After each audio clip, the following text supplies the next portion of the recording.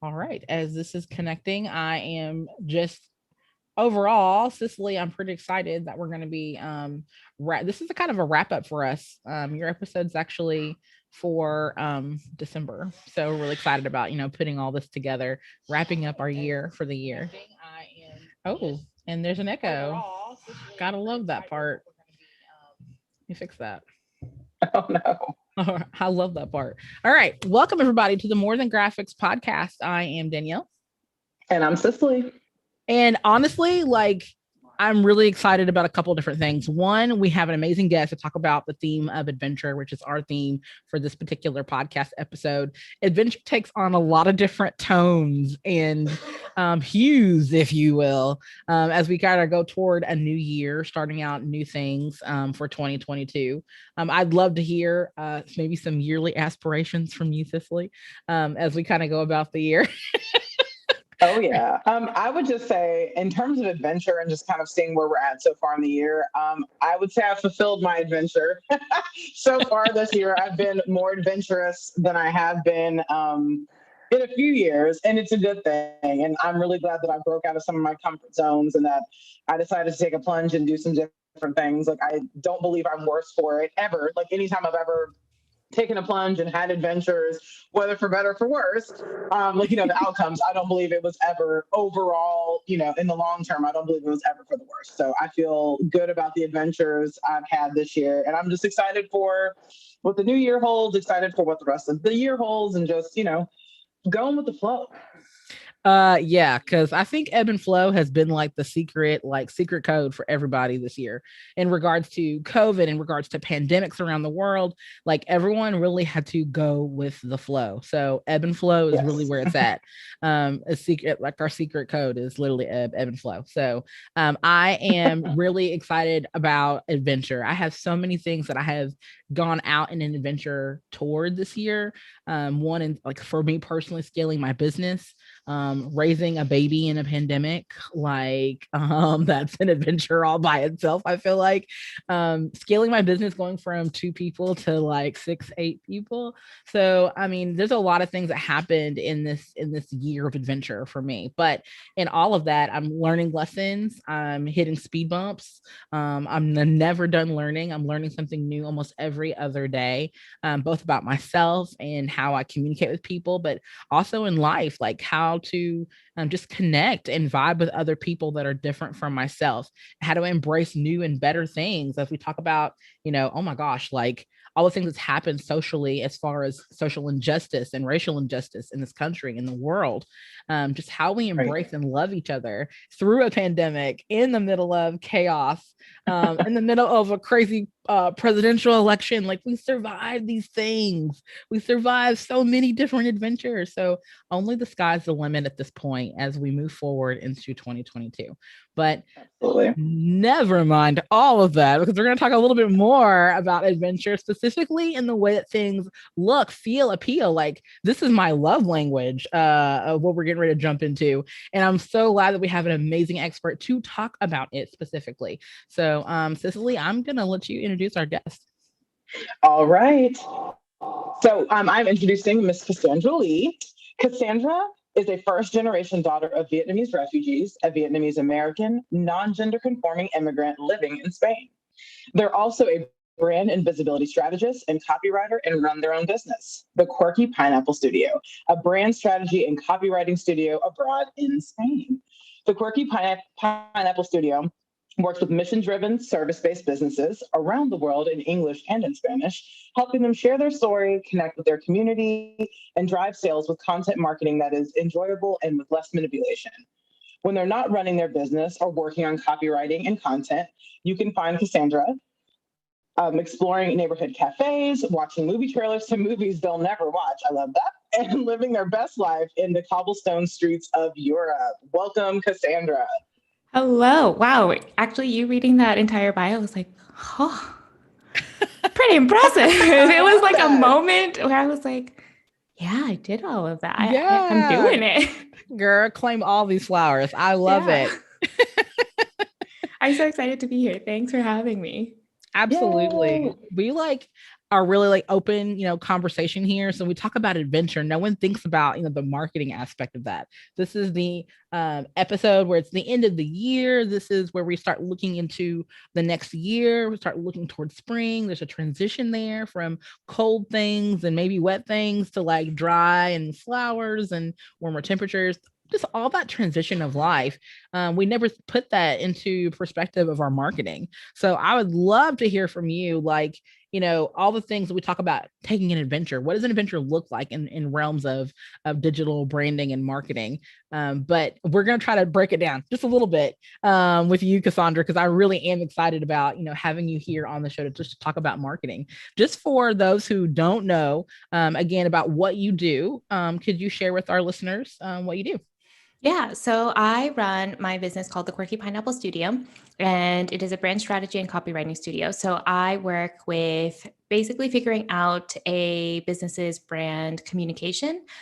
This isn't necessarily like their logos or colors or visual branding. This is more on how they actually communicate, what words they use, what's their mission statement, vision statement. And then after that, I can either write copy for them for their website, sales pages, emails, or I can help them with organic content marketing. So organic content marketing is, blog posts, emails, social media, articles, if you want to host events, any of that stuff. And I've been doing that for 4 years now, full time.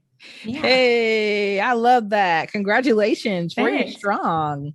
I absolutely love your story. And I love too the fact that you are also sharing a little bit more, not only about things that you do, but things you create. You talked about emails, you talked about being more than just the visual face, but also that strategy behind it. I feel like a lot of small business owners and entrepreneurs, especially women in the tech and creative fields, completely go oblivious to that part of the strategic marketing part.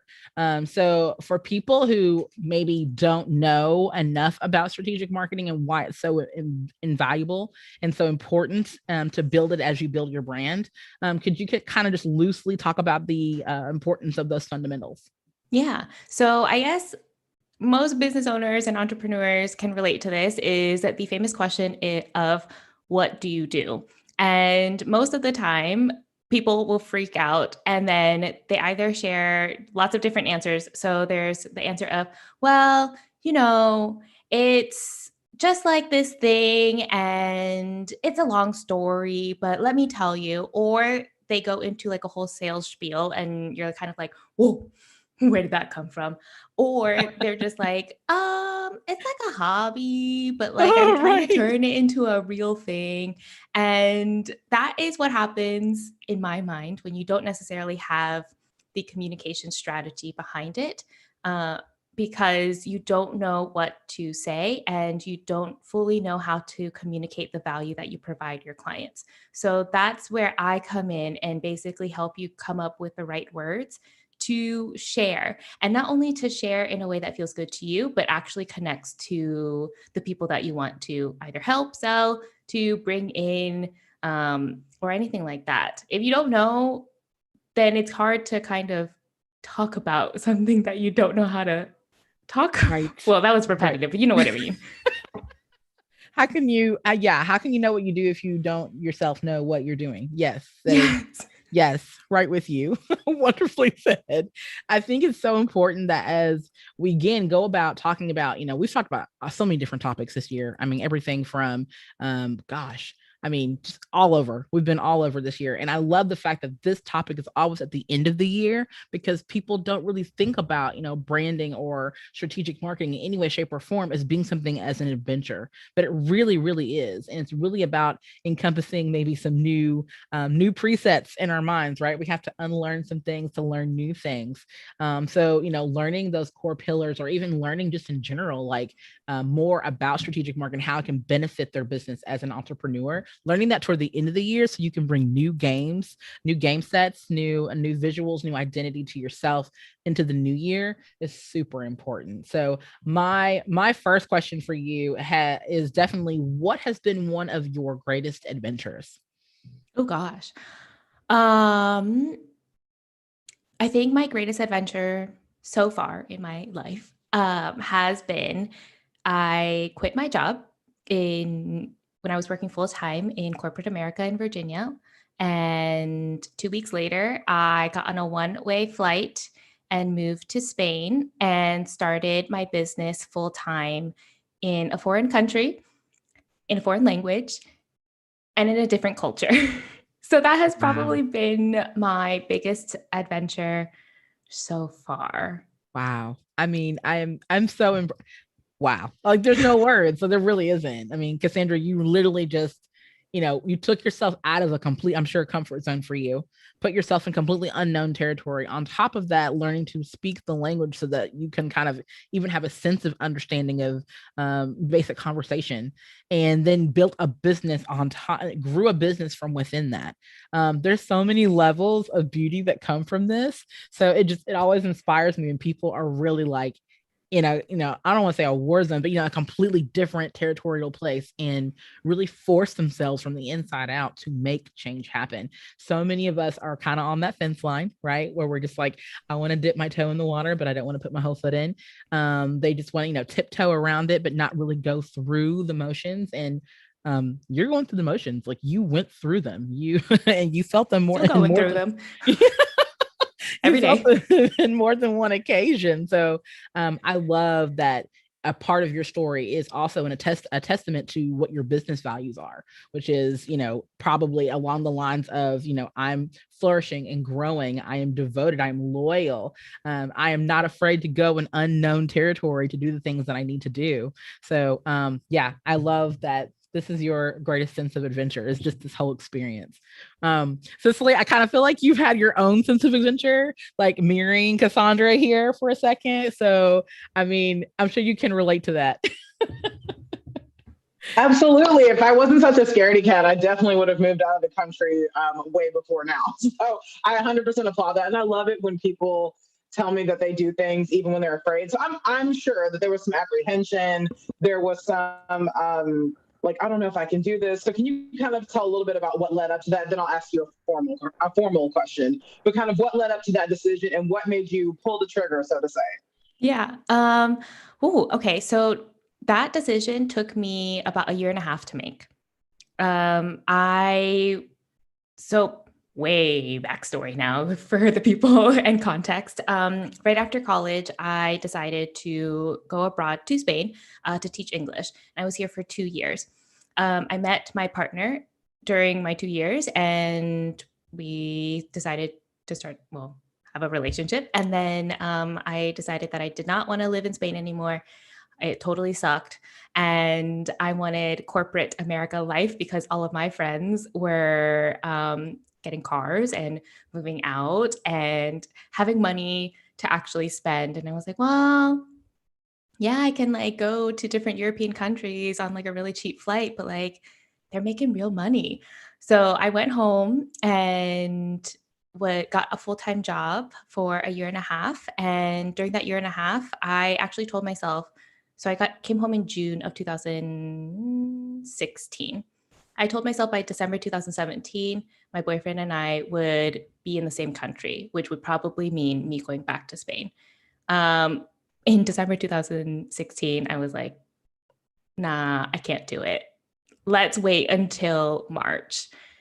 And then March came of 2017, and I was like, oh no, let's wait until June. And I kept pushing it back like by 3 months at a time because I was terrified. I had to tell my parents, who are immigrants. And I mean, I feel like most people who have immigrant parents, or even just like parents who are people of color, telling them that you're gonna leave and then pursue another type of job. Oh yeah, is not easy. So I had to tell them and have the courage to tell them. And then I also had to tell my sisters. I have 2 younger sisters, and I felt so guilty. I was like, I was just gone for 2 years. I'm probably gonna live abroad again for a really long time. Like, I'm not gonna be here. And I had to work myself up to make those decisions for myself and like figure out what would make me happiest. And then also work up the courage to not only tell my parents, but be okay if they got angry, or be okay if my sisters got upset and like didn't want to talk to me, or, you know, there was some friction, and then still stand by my decision. So it wasn't just like, okay, I'm going to tell my family that I'm leaving. It was, okay, I'm going to tell my family that I'm leaving, and I need to have enough like strength within myself to stick by my decision, even if it goes wrong. And that took a year and a half. So it took a while. It wasn't like, oh yeah, today I'm going to like quit my job and move abroad. No, it took me a really long time. But that's awesome. And like I said, I applaud you for that. And like you said, for you as parents of immigrants and being like a first generation American also, but for a lot of families of color, we can relate to this. Like the funny thing is, I think our parents instill these amazing independent values in us, especially as women and as girls. They want us to be independent. You don't need anyone to take care of you. But then when we go out and exercise that, they're like, well, wait a minute, like do it within the confines of our home. Like you can't leave. Like, what about your family? I think that is the funniest dynamic ever. And I've seen it happen with first generation immigrants. I've seen it happen, you know, with just Black and Latino Americans as well. And I think it's so funny that they set us up for success in the best way. They train us to be independent and all these wonderful things. And then when we finally exercise that independence, it's like, uh-oh, like, wait a minute, that's not how I wanted you to use that. I want you to stay like, you know, 2 blocks away and get just a really good job and stay with your family forever, not move, you know, how many hours, 12 hours, you know, behind in a different time zone. Like, I don't want you to do that. Like, you're doing a little bit too much. But I think it's such an awesome testament that going on an adventure is not always like something that, okay, yay, like everyone's going to be so excited and jump on board for. Sometimes being an adventure, like you said, you have to kind of psych yourself up and prepare for a year and a half. Adventures are not always just like, yeah, we're going to go do something really fun. It's, I'm making like a crazy, critical, life-changing decision. And then now I've got to not only process that for me, process it for my family, my friends, and whoever else. So I applaud the bravery. I know it's not hard. I know it's not easy. And I'm just really glad that you did it. And you pulled the trigger on following your dreams and following love and all those wonderful things. So kudos to you. Thank you. Thank you. You're welcome. And now I have a formal question. Okay. Yes, I'm ready.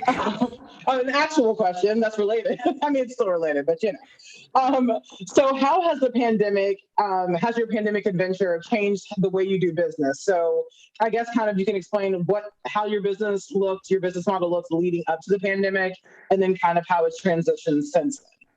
Oh gosh. Still in the pandemic. Yeah, currently, you know. So leading up to the pandemic, my business was doing all right.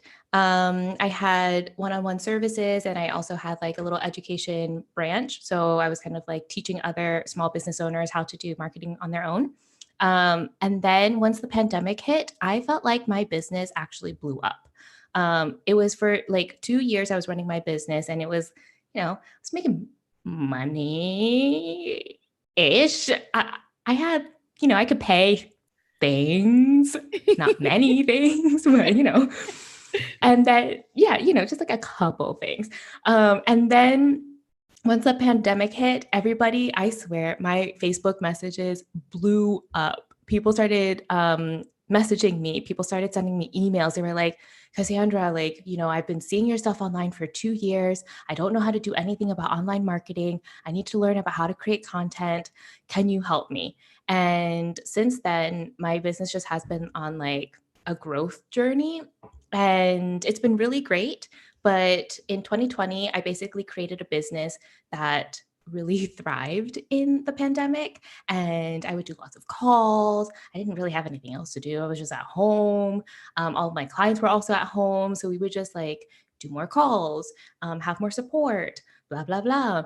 And then this year, the vaccine came out, and then people started, you know, living their life again. And then I was like, oh, my business is not working because I have basically created a thriving pandemic business. But now that things are opening up again, I've basically created a jail for myself where I am all like here all the time because that's what worked during the pandemic. That's what people wanted. And then because like, you know, I didn't know how to change it. And I also didn't recognize that change until like, you know, people actually started going out and living their life. And I started wanting to go out and to live my life. I was like, oh, something's got to change. And then there's a lot of layers to this. So that's like on the business side. But on the personal side, I made not so much money, but like I made a good amount to the point where my partner also quit his job because he was able to pursue his like own business. And then we were like digital nomading, location independence, moving for 9 months this year. And now we're finally stationary. It was intense, y'all. Like, so there was like the personal side of, okay, yeah, we were inside for a whole year. And then we left our apartment in Madrid in November of 2020. And then we started moving around Spain for 9 months.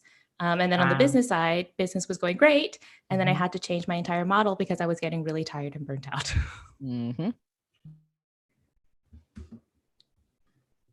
That's awesome. Sorry, we mute ourselves so that we don't so that we can get all your good, juicy content. So we're a lot of nodding and like I promise we're laughing and giggling along with you. But I think that is an awesome testament to change. And I love the fact that you recognize that like the pandemic has really been a lot of ebb and flow. Speaking of, because 1 minute we're wearing masks, 1 minute we're not, 1 minute we're vaccinated, 1 minute the Delta variant is happening. So it's very interesting to illustrate that like the way you thought the pandemic was going to go. Okay, great. Now my business is thriving. And you're like, wait a minute. Now there's freedom. We're outside again. What am I going to do now?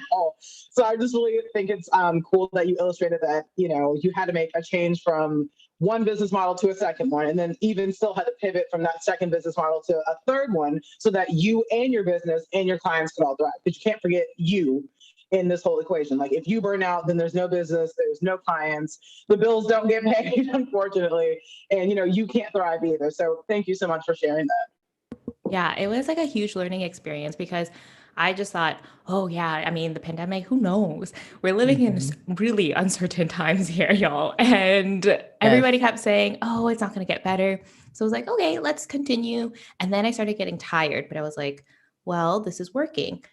I can't stop now because before, I mean, I just told y'all, first 2 years, like I said, I was making money, but I wasn't really making money. And now I was like, I'm making money. Yes.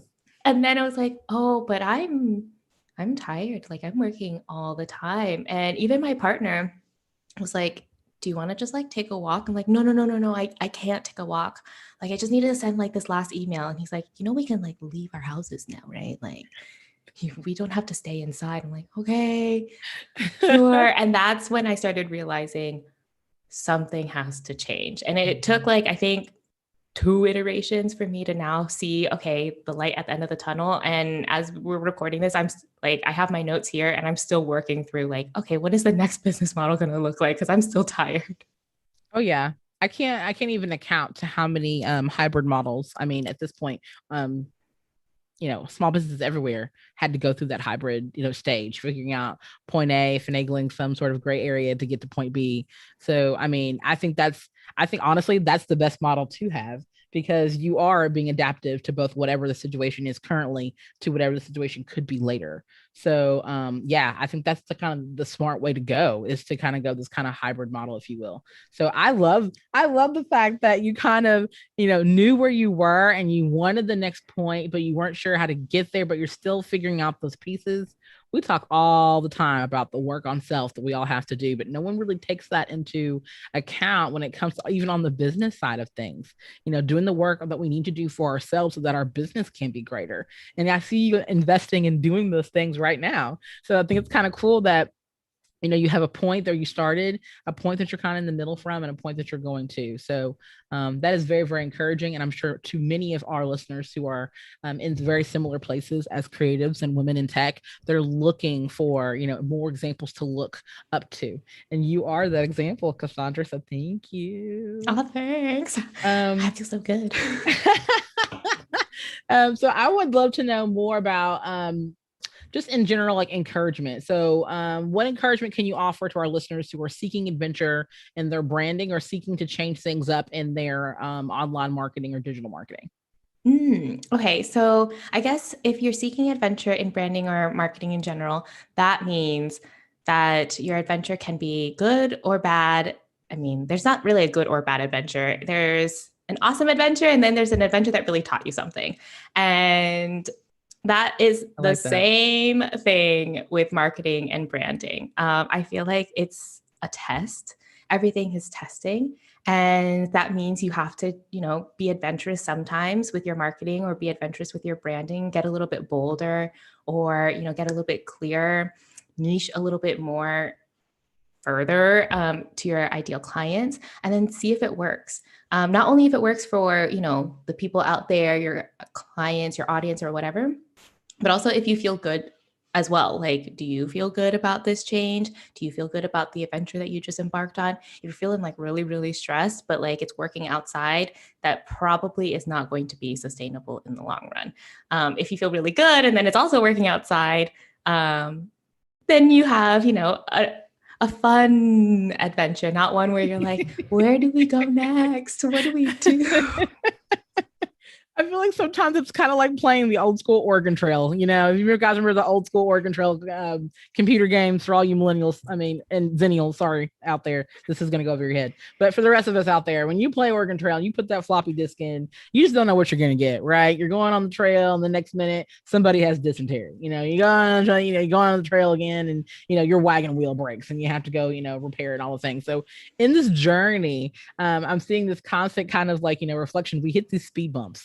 And going back to that same ebb and flow. So even as we talk about the encouragement, breaking down those things that you mentioned, which I absolutely love, making sure that you have a clear message, testing, beta testing, like, oh my gosh, it's almost a curse word, around here. So sometimes we say like beta testing, like, no, it's like getting dysentery, only worse in our minds. But it's one of the situations where, you have to go through the speed bumps to know that, okay, we accomplished this. What else can we do? If we're able to get through this hurdle or we're able to, get to this milestone, what else can we build from that point? So it's also, as you mentioned, so much of a learning curve, something that we all have to adjust and accommodate, kind of play around with. We use that term very loosely in our office, play, but it really is strategy. So we love to be able to play. We love being able to strategize as well. So I love this so much. This makes me so happy. I definitely wanted to say a couple different things in regards to like the way that you have built your particular business. I love the colors. I love all the things you personally have done about your personal branding. Well, not personal, but business branding in general. Like we were just talking about Instagram, like how your Instagram's so poppy and colorful. It's just very, very eye candy, So for all of you that don't follow Cassandra on Instagram, you need to go do it like right now. Just stop what you're doing, just pick up the phone for a second. Don't text and drive. And just make that happen, because I think it's well worth the investment. It's also well worth the ideas. I think the things that you have been generating on social media has been very helpful to people. So I just encourage people in this moment, if you have a moment to check her out on Instagram, please do, because we're all about supporting you in that way too. Thank you. Actually, I got this from Cicely, so Cicely's probably mad because I stole it. But Cicely was the one that actually pointed me that direction. Like, have you seen her Instagram? I'm like, yeah, but I didn't look at it recently, so I went back and looked at it, and I'm like, oh, okay. So like for people who are wanting to get more strategic about their social media specifically, is there any other encouragement that you want to offer to our solopreneurs who are just kind of budding and getting started with their small business? Yes. So for solopreneurs who are just starting, a lot of people say to create a lot of content. And this is like half true. I feel like if you create a lot of content as a solopreneur, you start feeling like a content creator and not a business owner. And I want to kind of like separate the two, because you can be a content creator and also a business owner. There are lots of people who have like YouTube and then they have like their own business and all of that stuff. But if you just want to like focus on actually starting your business first, I would say create content that is sustainable to you. So whether that could be social media or long form content or articles or just building an email list, and then actually go out there and talk to people. Because I think that will actually get you the connections to potentially make a sale instead of just creating content and then building your clout, which is awesome. Who doesn't love like people being like, oh shit. Don't know if I could curse, but I did it. Fine. Yes. Okay. Okay. I was like, oh, but you know, that is awesome. But if you want to like get some clients in, then it's, you know, setting some time aside for content creation and posting on social media and engaging. Yes. But also make sure that you're actually going out there and talking to people, having sales calls, pitching, or just kind of seeing who else could refer you. Or maybe if you have people already in your network that you could just ask if they can share your stuff. I think a lot of people start out with saying, oh yeah, post on social media like 5 times and start engaging like all the time. But again, that ends up becoming its own full-time job that I do because that's what content marketers do. Right. But if you are not a content marketer and you are, let's say, a photographer, your job is actually taking pictures of people. So you need to go out and sell that, not the content that you're creating. Oh yeah, definitely. It's just having that clear picture, as you mentioned before, having a clear defined view of what you want to do and say, answering that question, you know, what do you do very succinctly, very clearly, so that people better understand exactly what you're trying to put out. I think as I speak with you, even I know like in another life we probably were best friends, but I think it's one of those situations, and we still could be. But I'm just saying, like, it's one of those situations where I'm like, you know, I vibe so much on all of that because it's very much what we do already, which is why I wanted you here so bad, because I feel like it's so important to have that eclectic view, that, you know, marketing is its own special language, online marketing, digital branding is its own special language, but it's universal, just like love and everything else. So once you tap into that language, it's more of a, I'm just an echoer, I'm just a messenger, I'm just a sender. All I'm doing is just accumulating those resources and resharing it back out to the world. And Cassandra, that is exactly what you're doing, which I love so much. And I'm so glad that you're here. I think Cicely has the next question, actually. I was going to jump right into it, but I'm like, nah, it's okay. But yeah, so like we were talking about your Instagram page, and like the one thing that drew me to it, it was very bright. It was like you were very visible in your Instagram page, which I think is something that's important because you brought up about, you know, the content creation, and I see a lot of times, like depending on the business, there's a lot of content creation, a lot of good stuff, but it's like I don't see who the person is behind it, or I have to go like, you know, 20 posts in to figure out like, oh, this, you know, this business is run by an actual person. Like it's not just, you know, some random logo that pops up like with really cool things and like, you know, really cool blurbs and really cool advice for the day. There's an actual person that's the brains behind this. There's a person with a story. So I think that part is really cool.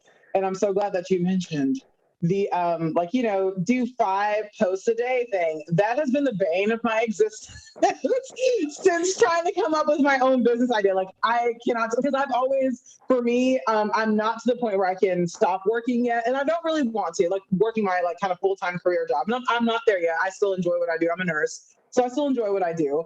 But it was to the point where I was like, I can't work, you know, 36 and 40 hours a week, plus also do 5 posts. Like I was getting tired. I was getting just burnt out. Like I have nothing else to say, like leave me alone. So it would always come to the point where I would just kind of like fall flat. I'd do good for like 2 weeks and then I'd be like, I'm done. Like I'm tired. I don't want to do this anymore. It didn't feel organic. It didn't feel natural. So it was awful. So thank you for sharing that with people like me and people who just hate doing, you know, posts anyways, that you don't have to be on every platform. Like choose 1 or 2 and stick to it. So thank you for saying that. For people like me, we love and appreciate you for that. And have your clients, like, so just a question off of that, have your clients come to you and they've had like the same struggle that I did previously with just being like, I don't know which direction to go in because one place says I'm supposed to do this. Then, you know, other people in my industry say I'm supposed to do this and I should be doing these things. And like, I just don't know where to start. Has that been a common problem for your clients? Oh yeah. A lot of the times, they kind of only want to do, or they think that they only should be doing Instagram. And I ask them, do you like Instagram? And they're like, you know what? Like this platform sucks, but like, I don't want to be here. And then I'm like, where do you get most of your leads from then? And they're like, I never get leads from Instagram. At least some of them tell me that. And they're like, I actually get leads from referrals. I'm like, what are we doing trying to create content for Instagram then? What if we created like a little automated email workflow that actually follows up with past clients to ask them for referrals after you finish working with them for like every 3, 6, 8 months? And they're like, that's a great idea. And those are like, that's content marketing too, but that doesn't need to be like front facing, in your face content marketing. Right. Like you can very subtle. Yeah. And a lot of people forget about stuff like that because, you know, they're on social media, they're consuming the content that people are like, you got to do more reels, you got to do more video, you got to show your face, which I think showing your face is important. Like you said, people have to see, but they don't need to see you all the time, especially if you're like an introvert or you just don't feel comfortable in front of the camera. There are certain ways to show your face that don't necessarily need to be like, hey, you know, those like Instagram. Yes, exactly. You're pointing everywhere. Or changing outfits 20 times. Oh, like right. The transition. The transition. Exactly. You don't really need to do that. If you want to do that and you feel like you have the energy today to record a reel or a TikTok that does something like that, by all means. But that means you have like something else in the background, which is your actual lead generator to reach out to like past clients, for example. That's something I think my clients come to me with a lot because they're just like, help, I don't want to create content anymore. Like, this sucks. That's so awesome. And thank you, like I said, thank you for putting that out to the forefront, because I think there's still kind of a set notion about how certain things should be. And at the end of the day, you have to do what's best for you, what's comfortable for you. And there was even like a post that you had, I just scrolled through it, I can't remember exactly what it said, but something about like it was like creating content in like an hour or less. And I thought that was so cool. I'm like, oh my gosh, she's already speaking to me. Like, I love that sort of thing. Just because, you know, when you work 40 hours a week or, you know, you're working Monday through Friday, you don't feel like it. You're coming home, you're, you know, with the kids, you're doing laundry, you're doing whatever. I don't have 5 hours exactly for content creation. So I love that one. I went ahead and followed you. So I truly appreciated that. And I'll be looking on and, you know, creeping on your page for more little gems. So I love it. That. I think a lot of people, sorry. No, you go ahead. I think, what I was going to say is I think a lot of people forget that like the people who have online businesses, sometimes they also have full-time jobs. So a lot of the advice that is on like social media ends up forgetting that somebody might have a full-time job and they can't necessarily like put themselves out there too much either, because if their, you know, company or their organization finds it, it's going to be like, what are you doing? That's an awkward conversation to have. But also, you know, people have kids. I mean, that's like, I don't have kids, but I assume that they are. You can have some of mine. Danielle's like, I don't know about that. But I assume they, you know, it's a lot of time with children. So yeah, you got to spend time with them. Yeah. So how do you create content and then be with your family and then also work a full-time job? You gotta find the middle ground.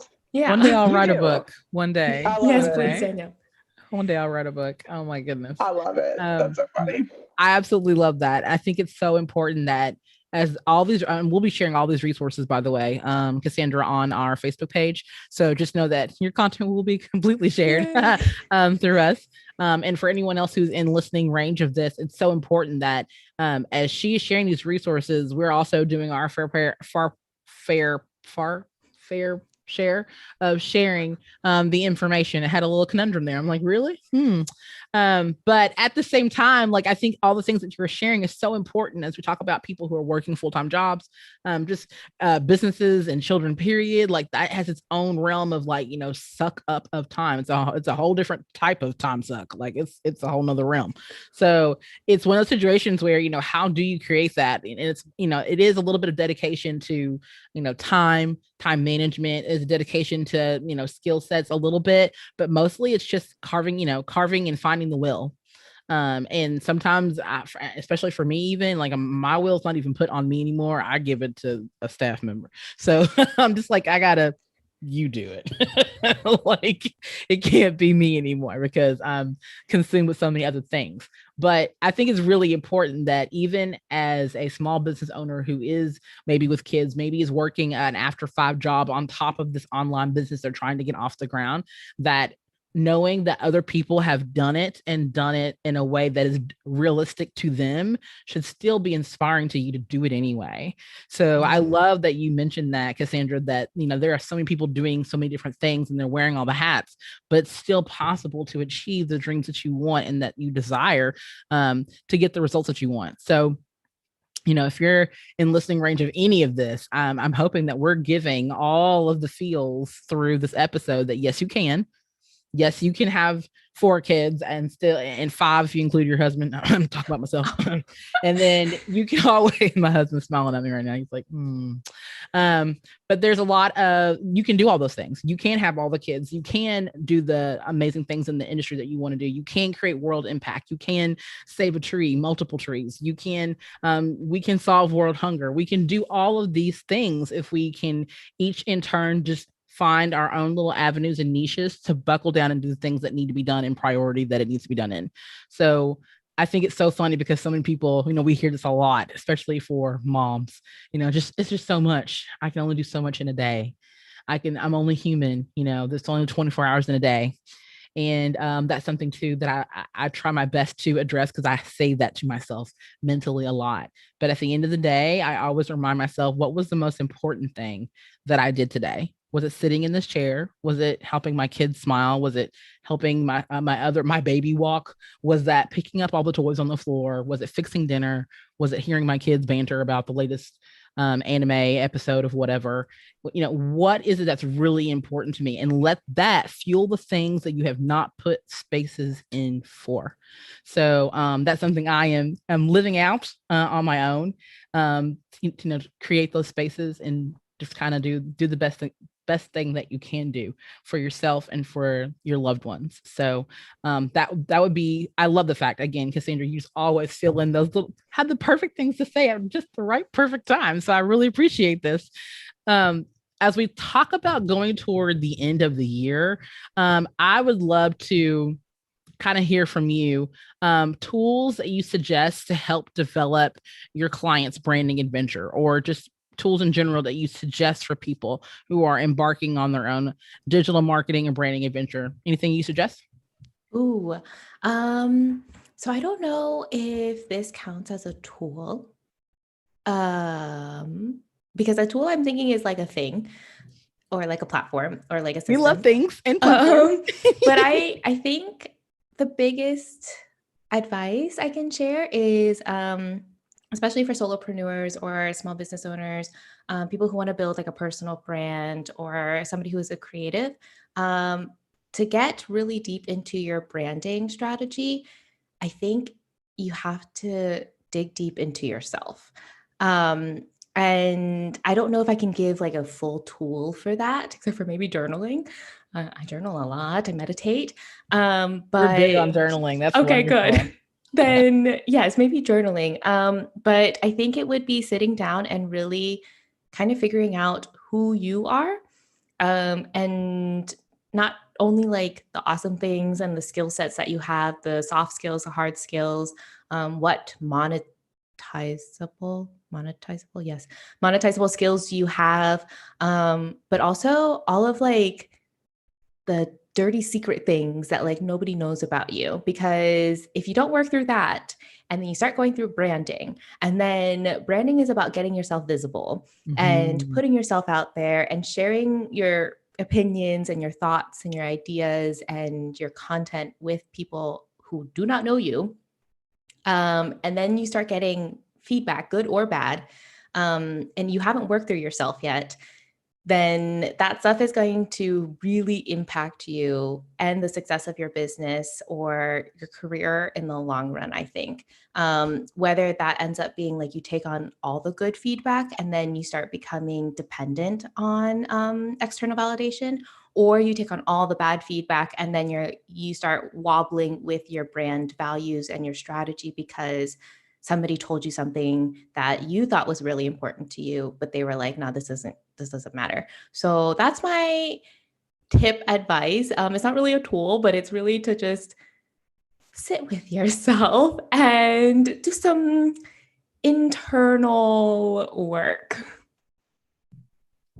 Cicely, we talk about this all the time, you know, how good therapy is and how good like journaling is and all the things. Like, I think this is right on time because, again, end of the year, you're probably taking on a lot of things at one point, whether it's for your business or personally. Maybe you're hosting Christmas dinner for 30. I mean, we don't know. I'm just throwing things out there. But I mean, you could be taking on a lot of things at this point in time. And then you throw on this branding of the business, and that's just like the straw that, you know, breaks the camel's back in some areas. Or maybe that is something that you just immediately put up a wall because you can't take on one more thing. And I think that is so important that you bring up, like, working through yourself first before we move on to other things. We can't service people. I mean, me as a business, and I'm sure you as well, Cassandra, you can't work on other people until we work on ourselves. So if there is extra things that we need to work on, whether that's our finances, our marketing, our our appeal, you know, all those type of things.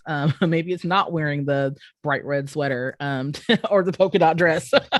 Maybe it's not, you know, maybe it's not. So you have to think about those things ahead of time, and also have some sort of a game plan for when you are starting to see maybe some recognizable patterns that are not going in the direction that you don't want to go in. And that comes from like journaling.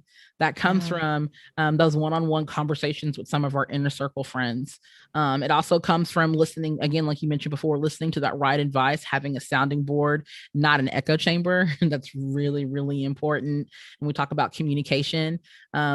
And I love online marketing so much. And so it's so important for me to master what that really looks like for myself before I can think about even trying to help change or accommodate someone else's. So I'm so glad that you said that. That was right on the head for me. That spoke all the eons into the universe. Thank you, thank you, thank you for saying that.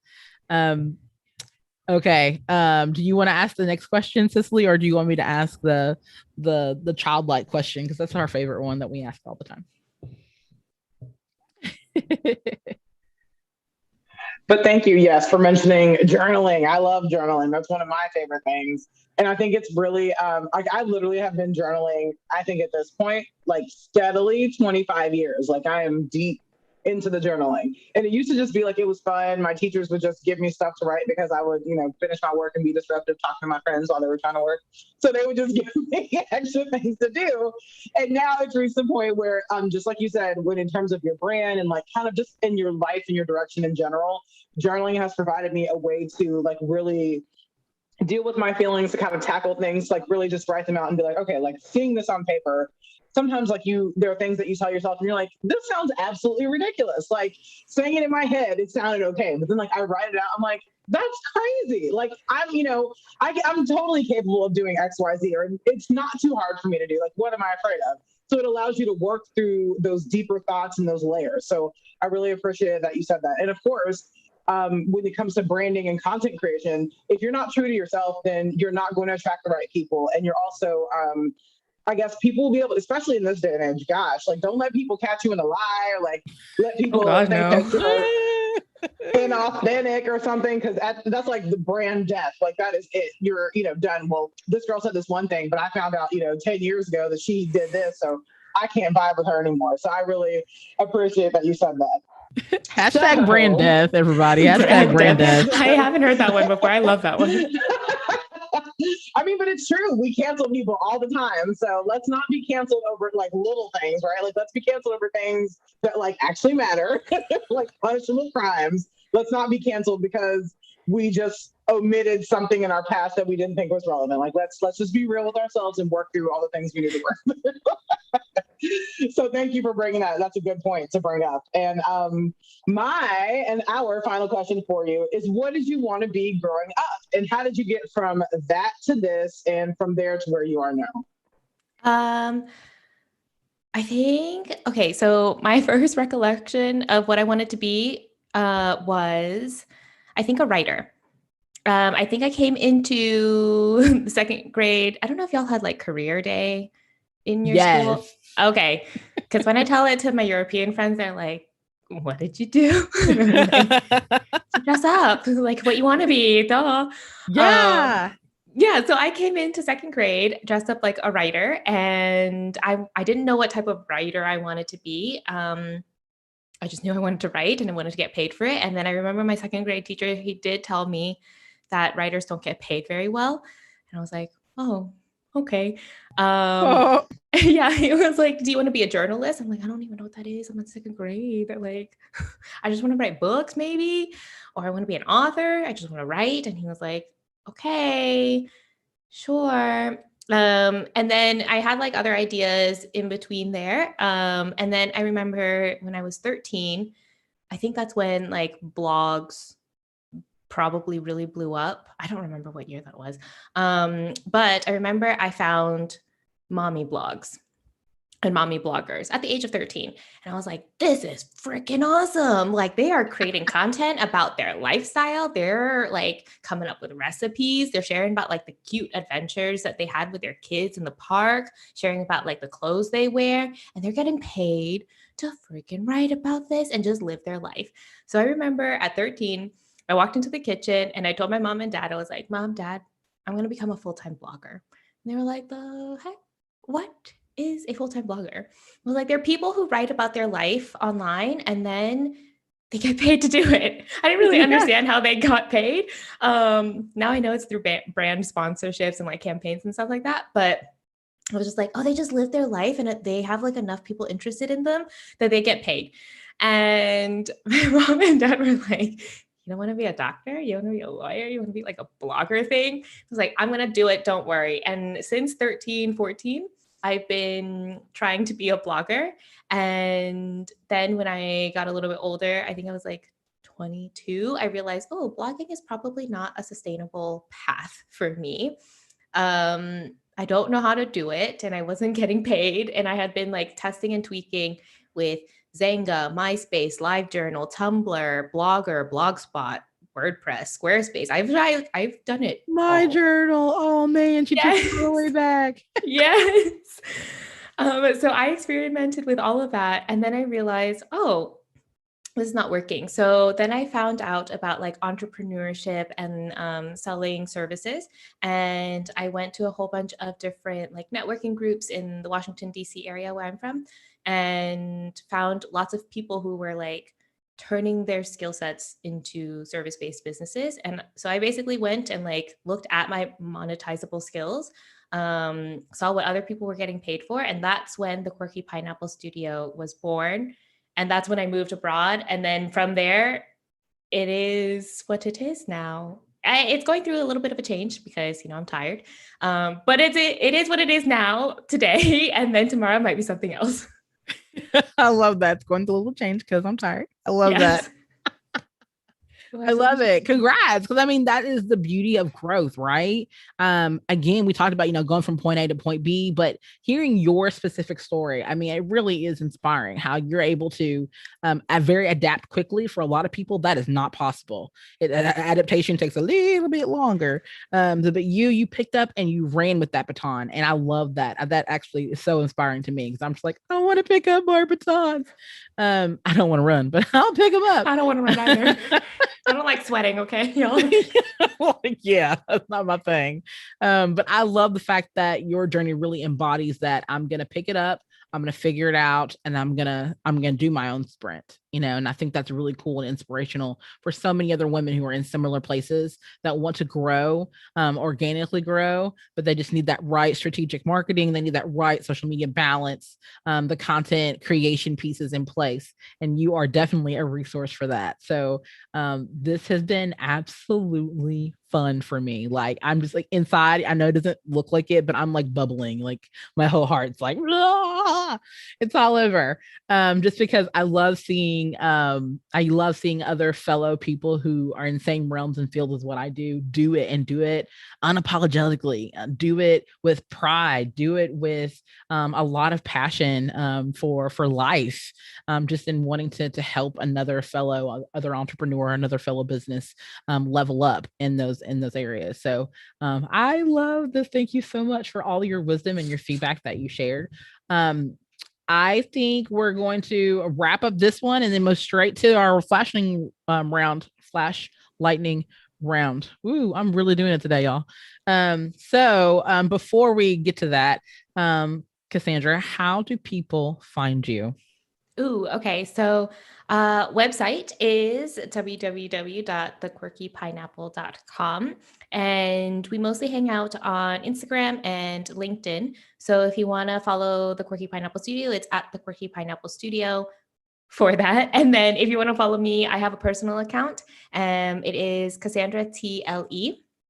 And you can follow me there. I share about what it's like to create a business abroad, dismantling systems of oppression, and just living my life. And then on LinkedIn, you can search me up. I'm Cassandra Lay, and then also the Quirky Pineapple Studio there. Oh my goodness, I love it. If you don't already follow the Quirky Pineapple, like get your quirky butt there. That's all I gotta say. That's right. Because you should do it. Hands down. Thank you so much again for the wisdom that you shared today. I really appreciate it. And Sis is going to love on you some more too, because we just love seeing stories like this, and whatever we can do to help support and share your resources, again, things that you're publicly sharing with other people, we're all about that. So just know that we'll be sharing that throughout the month that this episode airs. Love it. Thank you. And thank you so much for having me on. This conversation has been so fun. Also, let me turn on the light so I'm not like sitting in the dark. Yeah, girl. It's 9:30 over here. One sec. Ooh. I noticed it got really dark. I was like, oh, her lighting's changing. What's happening? And the sun's going down. Right. Okay, here we go. I was sitting in the dark and I was like, I gotta turn on this light. I didn't notice until you said it. I was like, something looks different. Yeah, it's real dark. It's so funny. I'm on the opposite way. Like from where I'm so far north, like I'm about 8 hours from Canada. It's like light outside until 10 o'clock at night. Mm-hmm. Oh, wow. It's like right now it's 2:30 p.m. here, but like I'll call my husband and, FaceTime with him and my son. And then they'll be like, are you, like, is the light on? I'm like, no, this is the light from the window. This is the outside light just shining on me. Like, glowing. Right. It's not the glow. It's the glow from outside. So but thank it's you. Both.